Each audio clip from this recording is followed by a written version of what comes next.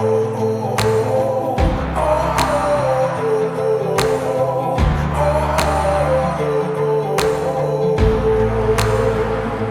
to the Privatization podcast, episode number 7. My name is Bill Bodner. With me is the chief, the one and only Mark Garrett. How are you, Mark? I'm doing great, Bill. Thank God there's only one of me. The earth couldn't take two. Oh my goodness. It's hey, I would take a couple of you. Well, the man of low standards. Right. Mark, we're going to talk today about privatized policing. And I don't know, maybe some people think of that and they think, oh, security companies, whatever, security guards to be specific. But really, privatized policing is a huge industry in this country. It's a growing industry. I think in our show today, we will point to some very specific reasons dating back to 2020, why it's a growing industry. And we will talk about what this move towards privatized policing is doing to the underserved. Now, I want to start with a quick story about a case that happened here in Los Angeles back in, I think, July of last year. And I have a press release here from the U.S. Attorney's Office. I'll be using that to highlight the case. So there was a gentleman named Ryan Scott Bradford, and he was arrested and charged with a collection of drug and ammunition-related offenses. The allegation was that he had espoused a great deal of anti-Semitic hate over the internet and had called for the mass murder of Jews.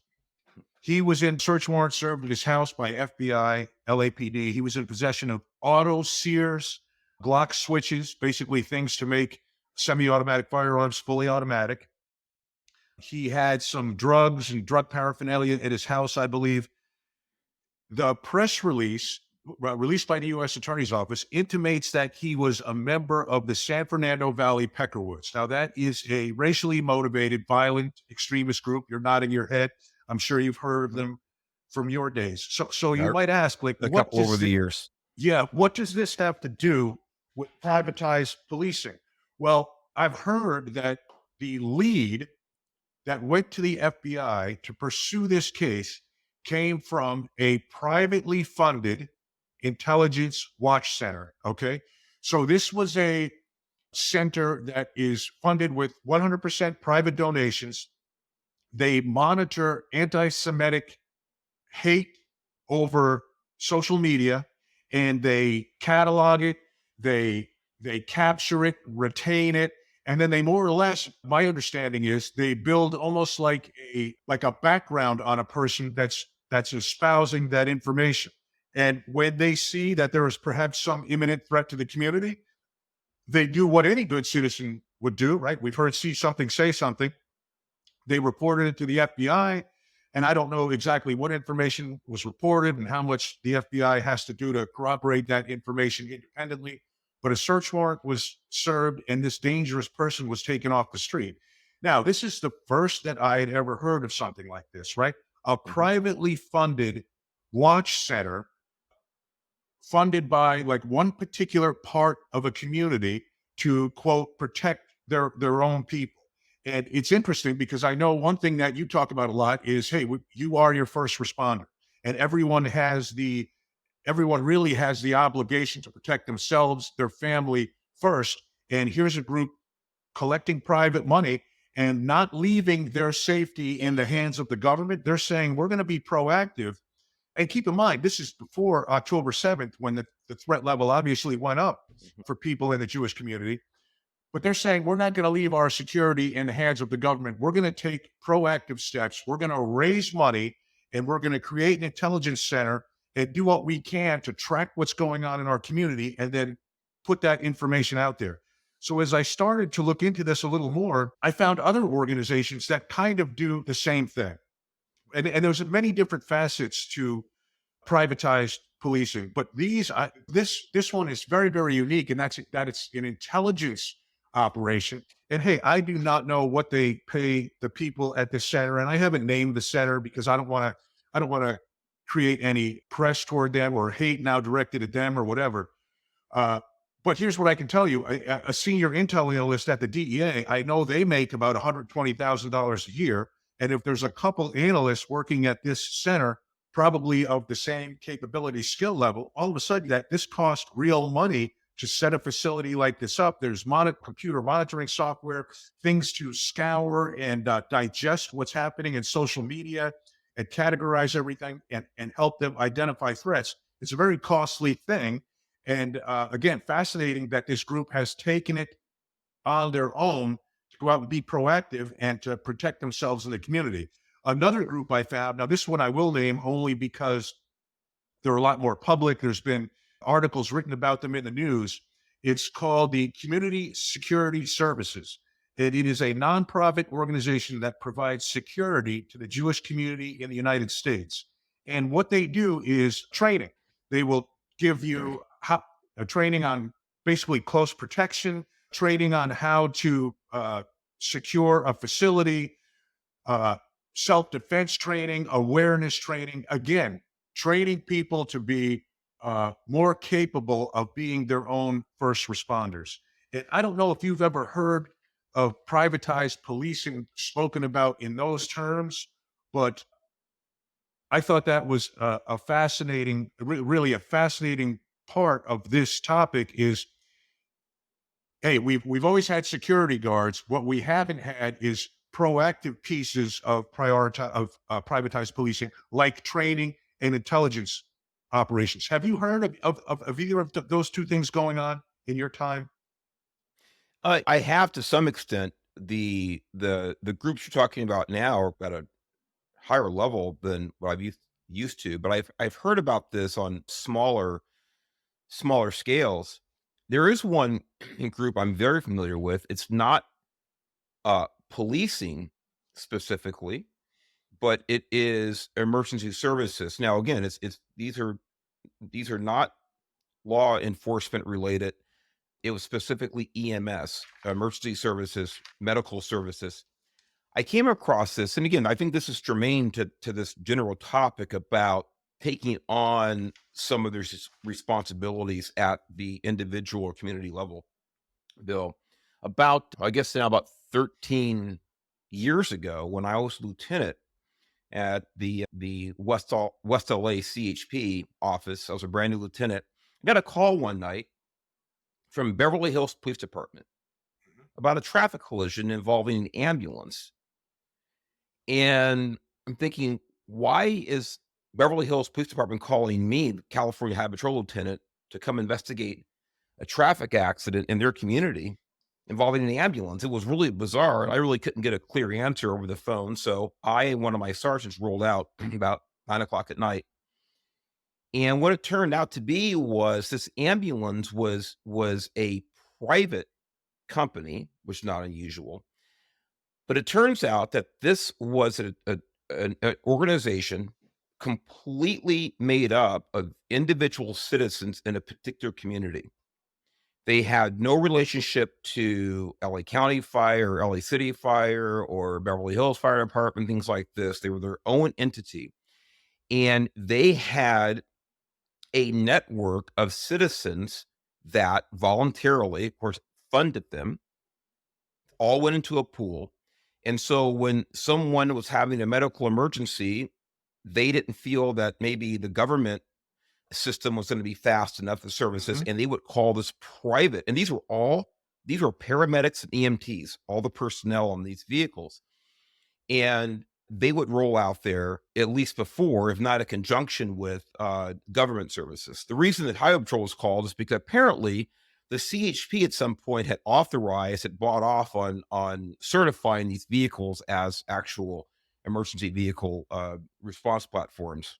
Way above my head how that happened. I can't remember all the details, but it just goes to this whole the whole topic here about the your self-policing and private policing and private services. So I've seen it on that level, but on the EMS side. Yeah, it's interesting. I've heard of that company actually, Mark, and I had forgotten about it till you just brought it up. And I do remember that company and what they're about. And that's a great example of it. Let me read real quick from a Yahoo News story. Came out at the beginning of May earlier this year, and I guess it sets the groundwork as to why privatized policing is growing right now. Why there's more and more of it, and it's going to be really interesting from me to get you involved in parts of this conversation because I think I already know how you feel about some of these things. Maybe. Yeah. Already struggling to recruit new applicants in 2019, police departments saw a spike of retirements and a drop off in new recruits after the 2020 murder of George Floyd and subsequent backlash against the police, said Chuck Wexler, the executive director of the Police Executive Research Forum. In Philadelphia alone, police staffing levels dropped nearly 10% from the end of 2019 to the end of 22. So that's basically over 20, 21, and 22, 3-year period. A recent government audit had found that. Nationally, the number of sworn officers dropped 7% between 2019 and 2021, according to the FBI data. The Los Angeles Police Department is not meeting its staffing goals, for instance, but its neighbor, Beverly Hills, California, has hired 2 security firms whose employees patrol the city in cars or on foot as an extension of the police, says Todd Johnson, CEO of the Beverly Hills Chamber of Commerce. In the last 2 years, with everything we have gone through, we want to make sure that the luxury capital of the world is also one of the safest places, Johnson says. So, this is perfectly in line with what I saw in law enforcement over that time, where we had senior people, Mark, who just got a little fed up and said, hey, it's time for me to move on. I'm done. I'm retiring. A lot of experience went with it. Extremely hard to attract new recruits. Who wants to go in policing when the occupation is being eviscerated on the evening news every month? And what happens? We can't hire, we can't retain, we can't meet staffing goals. That's when privatization comes, right? Mm-hmm. And why is that? It's because I have specific examples of it that I'll get into in a little bit. But when you defund the police, you're not defunding all the police, Mark. You're really having a disproportionate impact on underserved communities because they do not have the money that you just. There was just an example in this Yahoo story. LAPD can't really put the number of officers on the street they want to, yet Beverly Hills was able to go out and contract security people to make up the difference.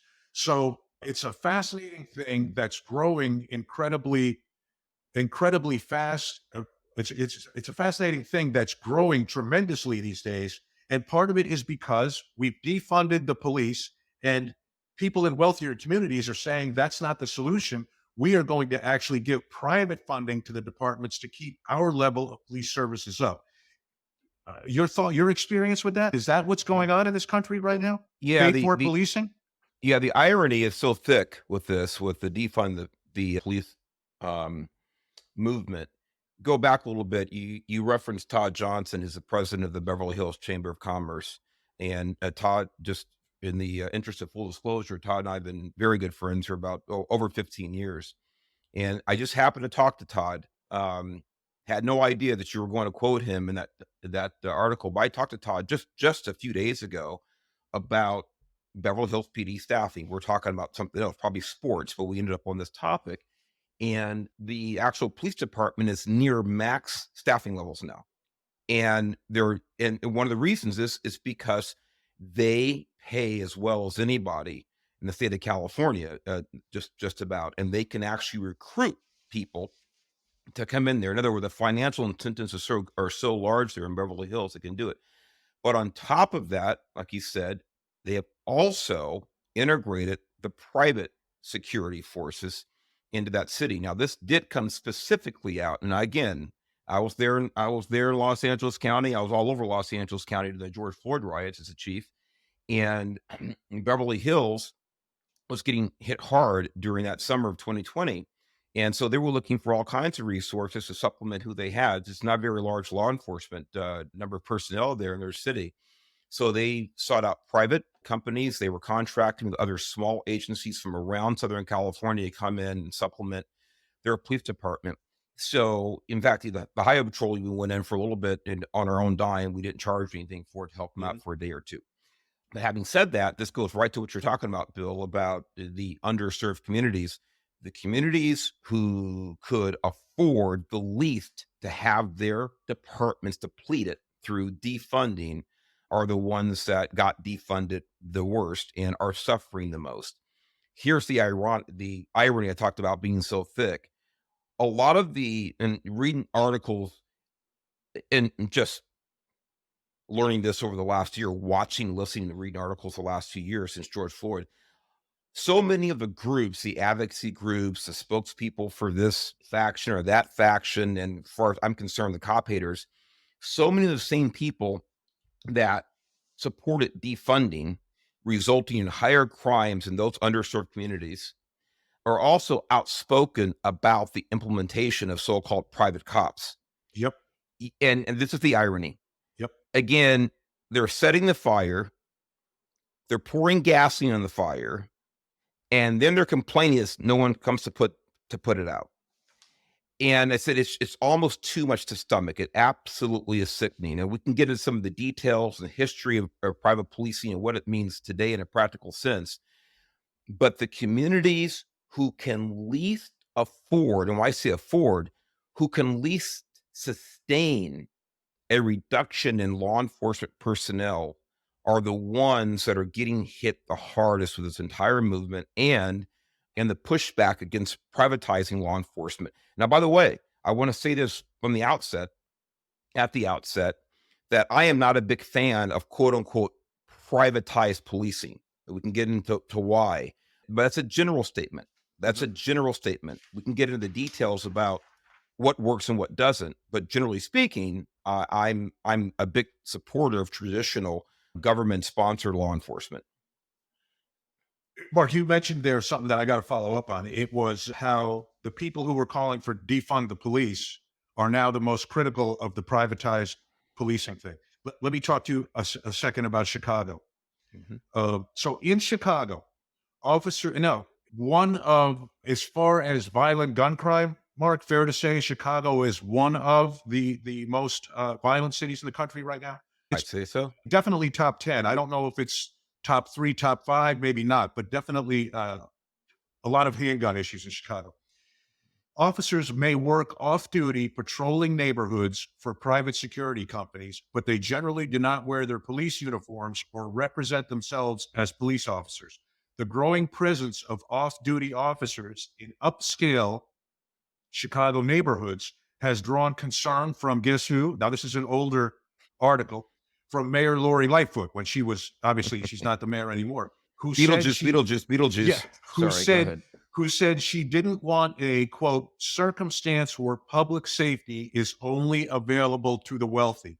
She added, that's a terrible dynamic. Mark, as you just said, who created this dynamic? That like the people that have the wherewithal, the financial wherewithal to feel safe in their neighborhoods, they're going to exercise that financial wherewithal.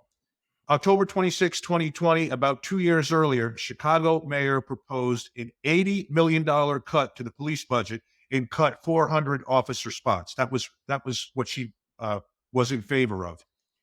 So you tell me, how can you be someone in favor of, exactly like you said, how can you be someone in favor of cutting police services and then complain that some people in the community have taken it upon themselves to find these services from elsewhere or to contract privately for these services? Yeah, well, I'll tell you exactly how you can do it.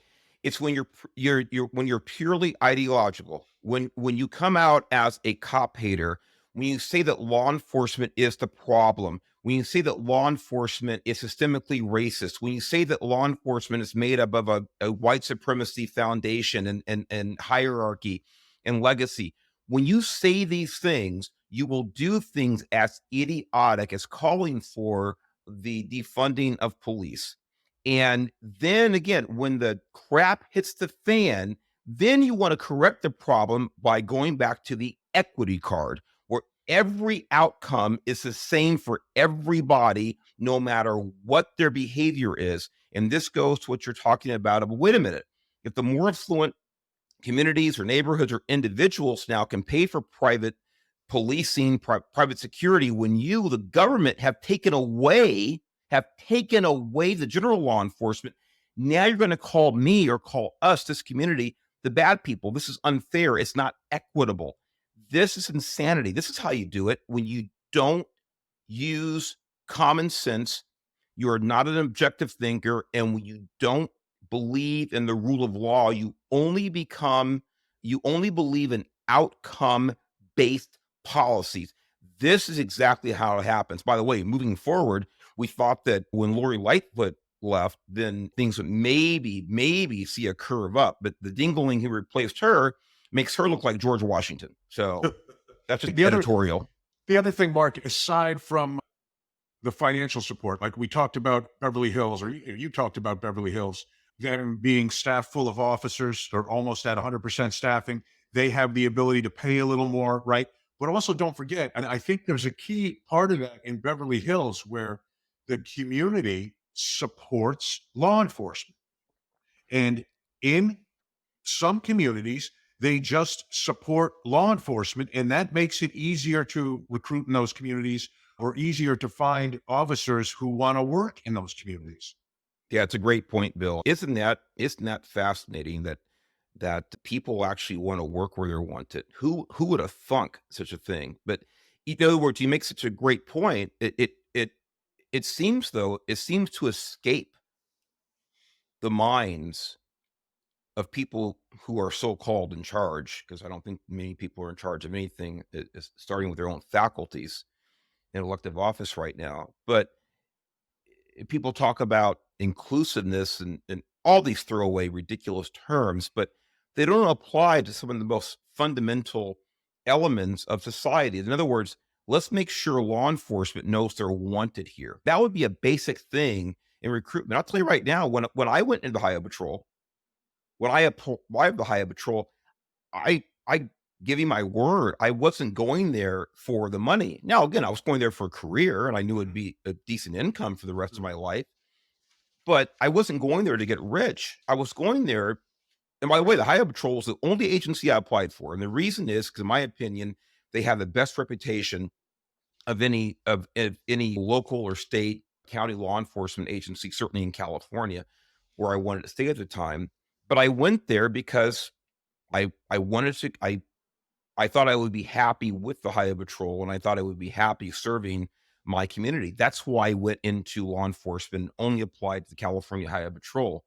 But if you have an entire large segment of the population of our civilization that is condemning law enforcement, aside from pay, it's not going to encourage anybody to go into that profession, or it's going to encourage fewer people. It's going to discourage a lot of people to going from law enforcement.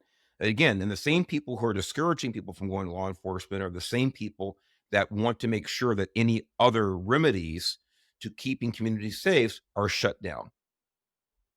Yeah. So one of the things I saw in we talked about private intel centers. We've now talked about cities that can have they can contract for additional patrols in certain neighborhoods or whatever the case. Let me ask you a question. Turn back the clock. Let's say you're a lieutenant in West LA, or let's say you're the captain in of the LA region, and four of your officers who moonlight for a private security company while they're on duty, they get an email about a stolen car. Their moonlighting job is something to do with auto theft. Okay. And I think it's reasonable. Hey, CHP could obviously be involved in something like that. While they're on duty, they get an email about a stolen vehicle, and they're told, hey, there's a $1,000 reward for information leading to the recovery of this vehicle, or if you can find out who has this vehicle, who stole this vehicle. The vehicle gets recovered by one of these deputies, or I'm sorry, one of these officers who's on the clock working for you, but also moonlight sometimes for this other company after hours. Do you see any kind of conflict there? Because I'm going to get into some stories of the St. Louis Police Department. And before I do, I wanted to hear from you. Like, do you see where that could be problematic when the mix between privatized policing and public policing becomes so intertwined that it's almost all happening at the same time. It's a great hypothetical, and let me tell you why, Bill. You always come up with these great things that just, get my mind going. I told you the Highway Patrol was the only agency I applied for. It was for a reason. They had a great reputation. That reputation did not, nor does it now, come by chance. It's the result of a lot of hard work and a lot of adherence to very ethical policies and procedures. One of those policies is that Highway Patrol officers can have secondary employment, and when it's approved, obviously by chain of command. But one of the things that's absolutely forbidden for a Highway Patrol officer to do off duty is to perform any job that requires the use of their firearm. And that's, again, I probably not unique, but it's a pretty narrow band of agencies that have such strict secondary employment rules. And by the way, there are a number of secondary employment options that are not available to Highway Patrol officers. The reason I tell you about the CHP policy is it goes to exactly what you're talking about mixing the two, your on duty and off duty, your police powers, and what rights or rights you don't have as a private investigator as opposed to a sworn peace officer. So this is exactly why the Highway Patrol has such a narrow set of options for secondary employment. I know you're going to get into St. Louis. Let me give you an example about probably something you're going to touch on, but you'll be, I'm sure, Go ahead. more detail. So when I left the Highway Patrol and I worked in private industry for a financial institution, one of my roles was to contract with private security guard companies across the territories where we actually had facilities with this financial institution.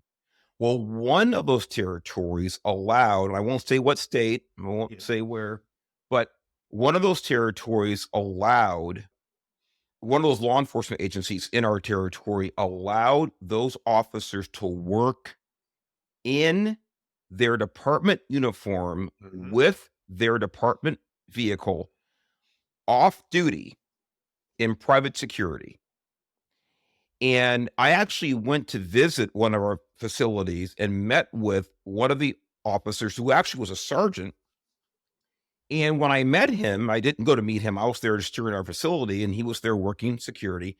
And when I met with him, he was in uniform. I saw his patrol car parked outside.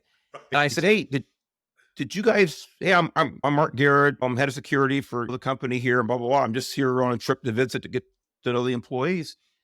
And I said, "Did we get a call? Was it a disturbance?" Or he goes, "No, no, no." He goes, "Sir, I'm your security guard."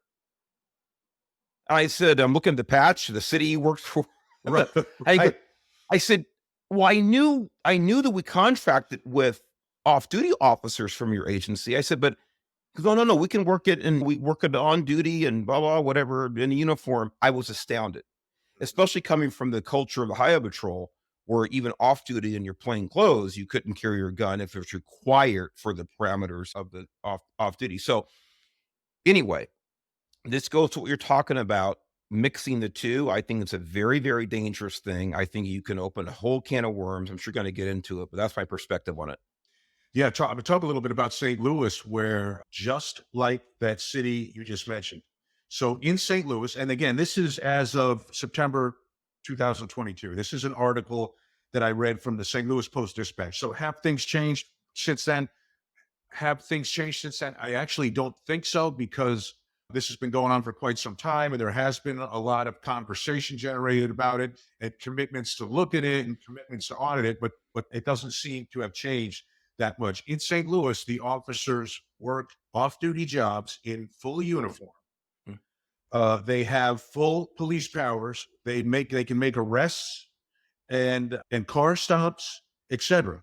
So I'm going to read a little I'm going to read a little piece from this article, and it'll explain how we're getting to this place that we are now, where policing is almost the quality of policing. And I want to make this clear: it's not because of the police departments.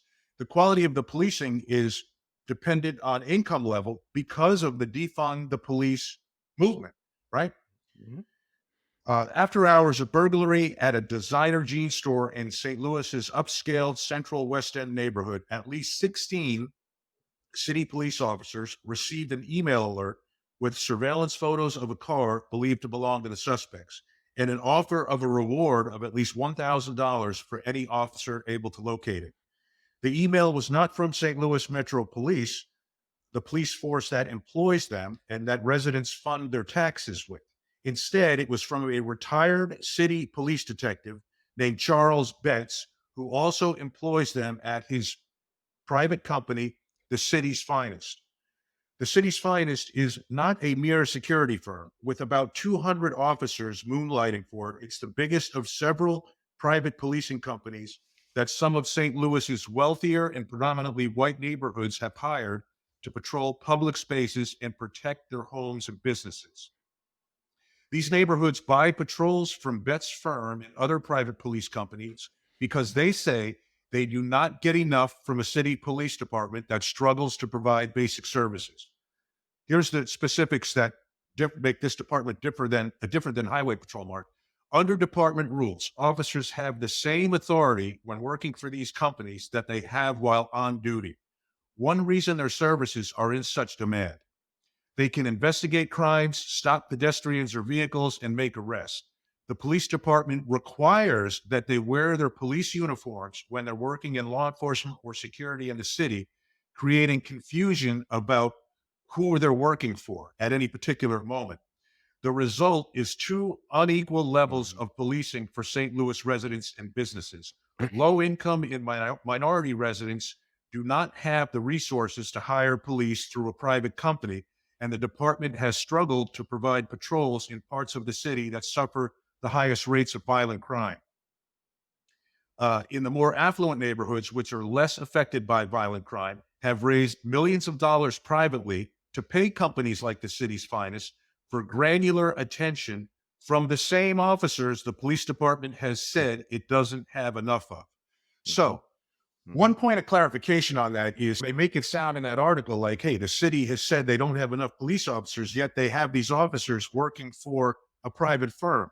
The reality is they don't have the money, Mark, to pay the overtime. That's what Right. the reality is. If they had the money to pay the overtime, maybe it would get into a bidding war. I don't know. That's possible, where the private company's trying to offer more money than the department can for overtime to pull those officers away from the department. But here's an interesting thing. For all the complaints about this in St. Louis, right? May 3rd, 2021, the mayor and city controller voted to cut 4 million from the police department budget and eliminate 100 officer positions. So, how can you do that and then complain that you have a two-tier justice system created by a lack of resources for the police department? Explain to me how that works. Yeah, well, it doesn't work. It's illogical, and it goes right back to the Lori Lightfoot Chicago scenario where you have, and I know I use the word a lot, and damn it, I hope it sinks in. This is when ideology outweighs common sense, and and following through on your oath to protect and serve. I'm using LAPD's motto there, but that when you're an elected official, when you're city council person, or you are, you are a supervisor, you're a mayor, you're a city manager, you have an oath to actually protect and to serve the community for which you work. And if you are cutting these services at the same time complaining about not having enough, to me, this is simply virtue signaling. See, we're defunding the police. We're going to go ahead and cut back. We're going to divert these millions of dollars to other services and to resources, social programs, things like this. To me, it's virtue signaling. And then you go back and complain, like you said, about, well, we're understaffed. It's schizophrenic. And this is what happens when people simply don't sit back and take responsibility for the jobs they're supposed to be doing. And I'm talking about the elected officials. I'm talking about chiefs of police. That's what I'm talking about. It all starts with them. So to answer your question, Bill, again, I said, I don't know how people do this. I don't know how you sleep at night when you try to have one foot in each camp here. But this is what happens. This is what causes chaos. So on a finer point about these officers working overtime in uniform, the police vehicles, they have full peace officer powers. Um, this is to me, this is why these types of relationships, these types of allowances when it comes to secondary employment, they can be very dangerous. Look, it's if these guys and gals are working off duty, but they're in uniform, I'm telling you right now, there's no difference in their mind about who they are. To them, they are still cops. They are still cops, and they're going to do everything that they would do normally if they were actually on the clock with their particular agency. The problem is this: there's lots of problems. One of the problems is this, like, and you actually said it. Who do they actually work for? Who do they actually report to? We could get so deep in the weeds about this, about the stretching and the pulling of loyalties. I don't mean loyalty in an emotional sense, but in other words, as far as responsibilities, who you're actually responsible to. This is why even when officers are working on task forces, so you have the DEA, you have ATF, you have FBI, uh, California Highway Patrol, LAPD, LA County Sheriff's Department, you have them working on a task force. It's incumbent upon each supervisor who lets one of their officers join a task force about, okay, who actually are you going to be reporting to? Which policies are you going to be following? How will this affect your culture as an LAPD officer or a CHP officer or FBI or LA County Sheriff? Um, who's going to be responsible for your training to keep you updated if you're gone for 6 months at a time as task force? These are all questions that people ask in law enforcement, at least responsible people in law enforcement ask, even when the relationships are intra law enforcement, other agencies. Even in those circumstances, people can start to sway. They can start to drift away, stray from their roots in their particular agency. So much more so if you're dealing with your agency in private sector, because private sector clients really have no experience in law enforcement, and they're going to ask for things that maybe law enforcement officers should not be doing off duty. So that's a long-winded answer, but it is so complex, and these are the dangers that we can realize when he's trying to start to mix the two. I'm not saying there's no room for private security or quote unquote private law enforcement, but they have to be bifurcated. They have to be in a mutual supportive role, not intermingled. One thing I've seen that cities will do, Mark, is they will, and it's very different than what's going on in St. Louis. St. Louis, it's so mixed together, Mark, that the cars that this company, City's Finest, is that what it was called? Yes, yes, That the city fines. cars that they use actually have some of them have the word police on them. Yeah. Yeah, it really creates confusion as to who's who. Hey, how I have seen this work, and technically, like you could argue that in parts of LA County, there's the sheriffs have been contracted, right, to patrol a particular area. And I don't know if you've ever gotten in the weeds on some of those contracts, but Yes. Oh, yes. hey, Oh, yes. yeah, right. So if Definitely. you want X number of cars, that's going to cost you this. You want an extra car, it's going to cost you this. You want an extra detective or whatever, it's going to cost you this. So there are added expenditures for each. It's not like you pay one price and you have blanket coverage that is probably everything you need. But where I've seen distinctions made is where the leadership of the police department will make the decisions about where these extra resources go. That's very different than St. Louis, because to be blunt, from what I saw in St. Louis, the resources that the community is privately funding with, or the policing that results from this privatization in St. Louis, it's not going in the high crime areas. Hmm. So Hmm. there's actually police officers working this side job, right? that's not helping address the true violent crime problem in the city.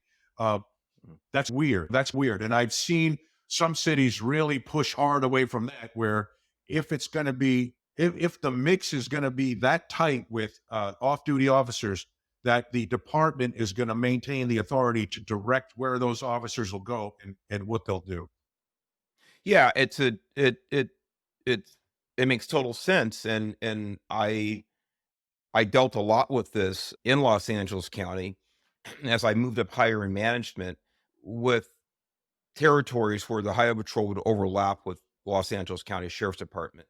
And so we would share a lot of territories. Highway Patrol, primarily traffic enforcement, with the county sheriffs dealing with more of the traditional crime with breaking and entering and assaults and things like this, and murders and so forth and so on.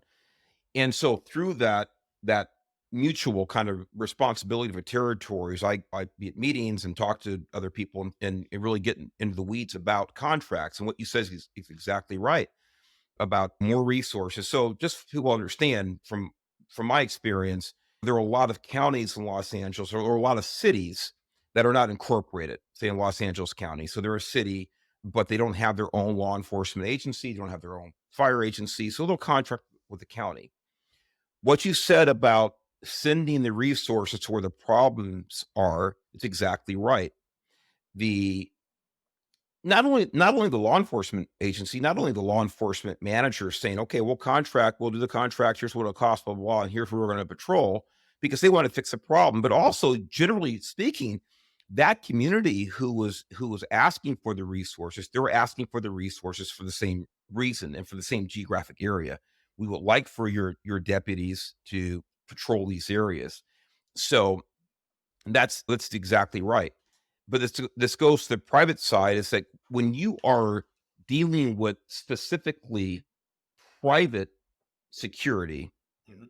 we could use the phrase law enforcement, but I want to say private security, that is and should be very, very narrow, very specific. So a person or a financial institution, or maybe even an educational institution might want to hire a person or a number of security guards specifically for a very narrow purpose. And that's different than general law enforcement that we're talking about here, where you're mixing the two, which I don't like.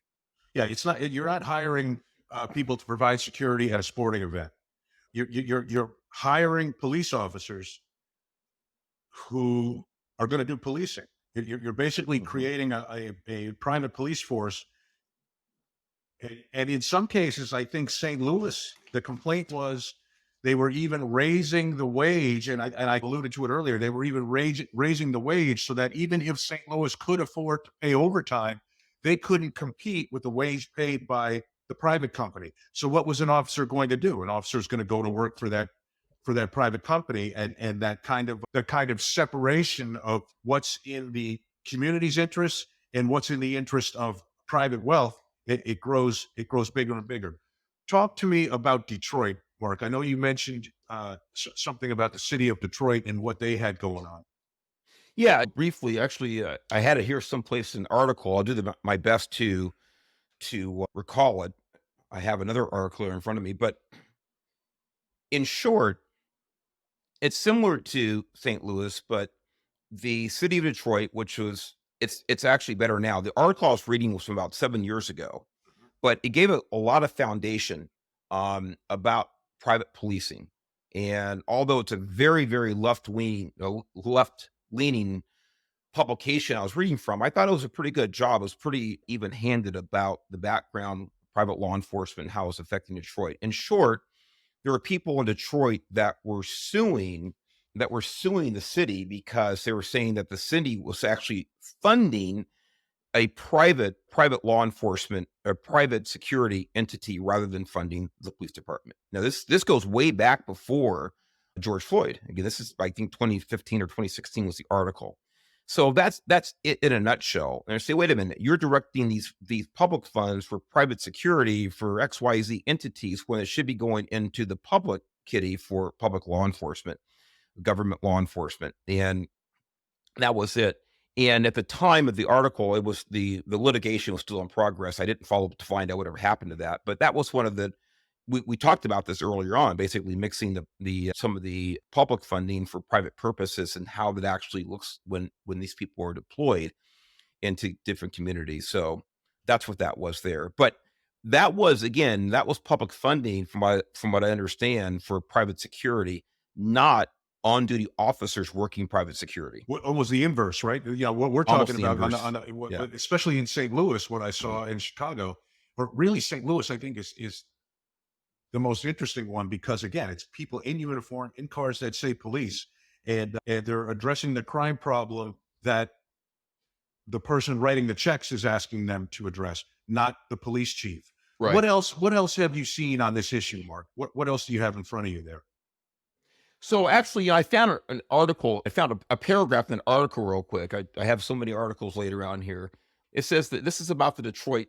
This and there's more to the lawsuit, and here it is. Mhm. The American Civil Liberties Union (ACLU) of Michigan took up the group's case. This is the community filing a federal lawsuit in January. Again, this is back in 2015. In January against the Detroit 300 Conservancy and Guards Mark.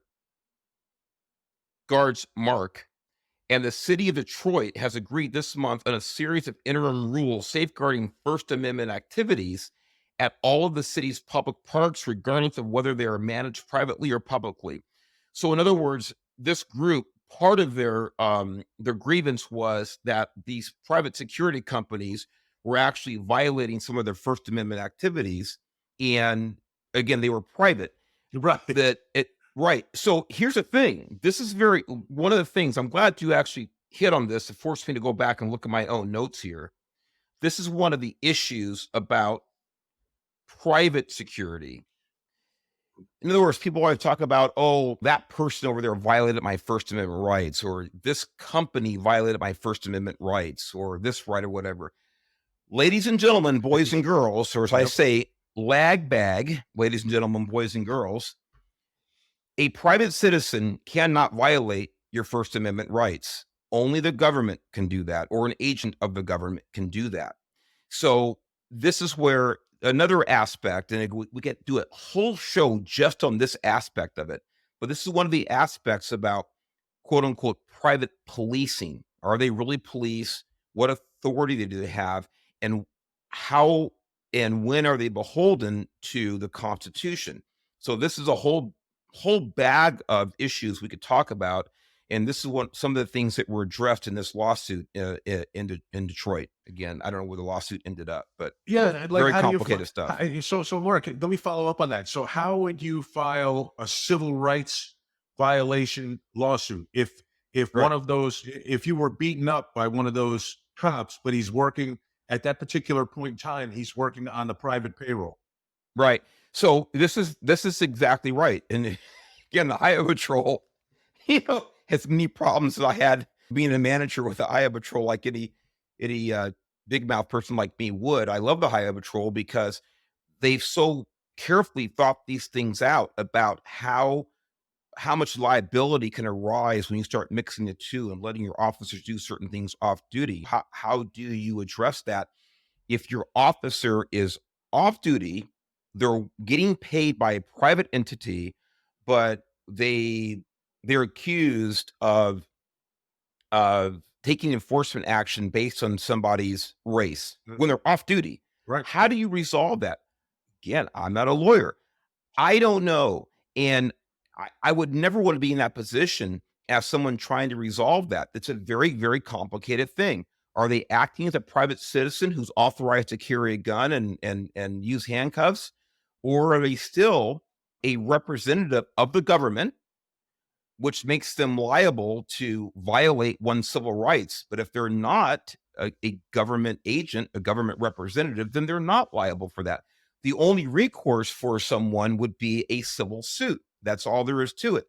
The other thing, uh, but again, it would be for whatever damages that they might pose to a court and to see how that works out on a strictly civil basis. But as far as I can tell, not a constitutional basis. If the person, if the officer is actually working as a private citizen. So extremely complex things.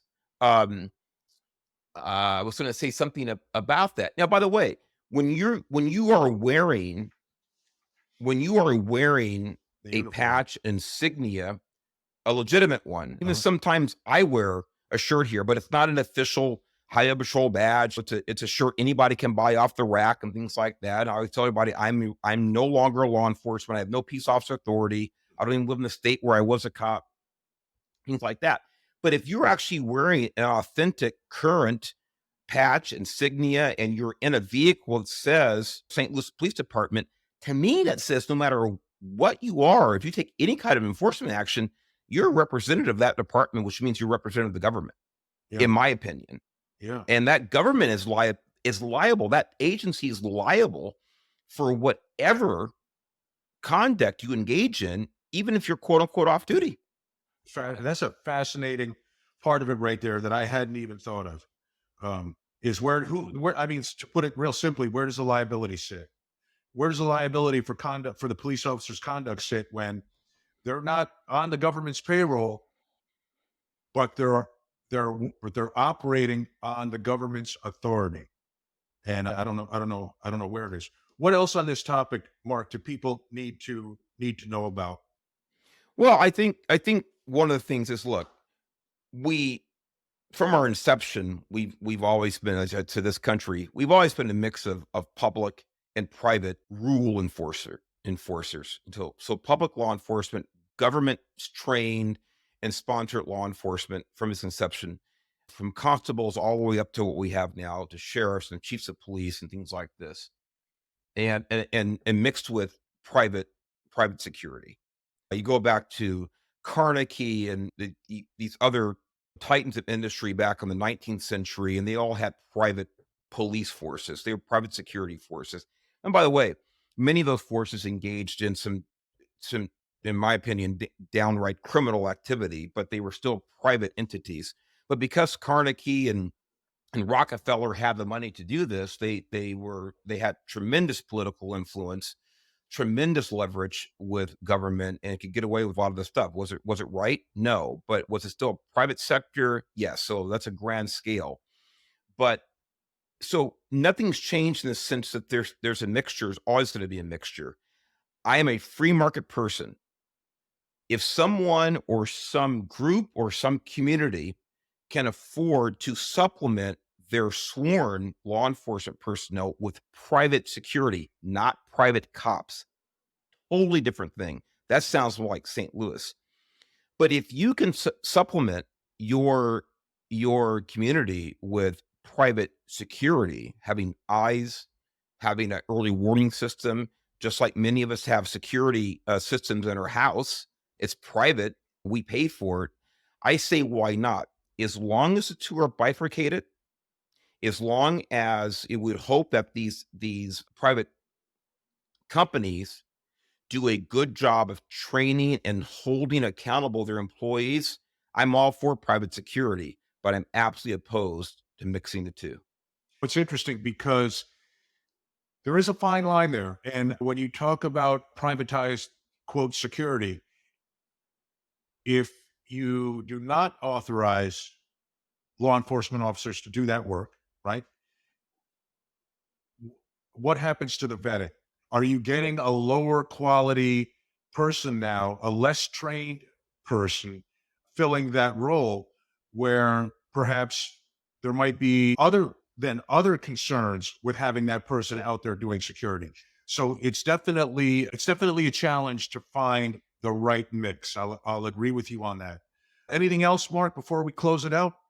No, it's a fascinating topic, Bill. I'm glad you invited me to talk about it. You always come up with some really, really impactful topics. And you say, do we have any more? I think you and I are not afraid of talking. So we probably have tons more to talk about this. But I think for this time, I think we've both added a lot to the conversation.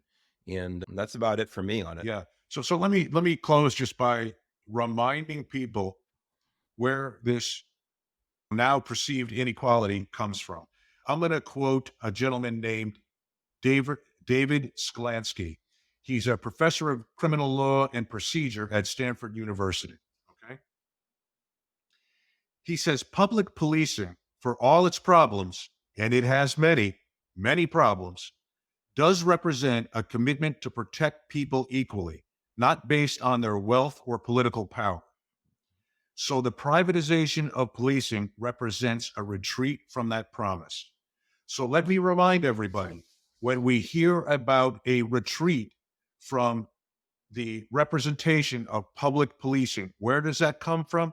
That comes from, and make no mistake about it, and I know Mark, you'll back me up on this, it comes from the defund the police movement.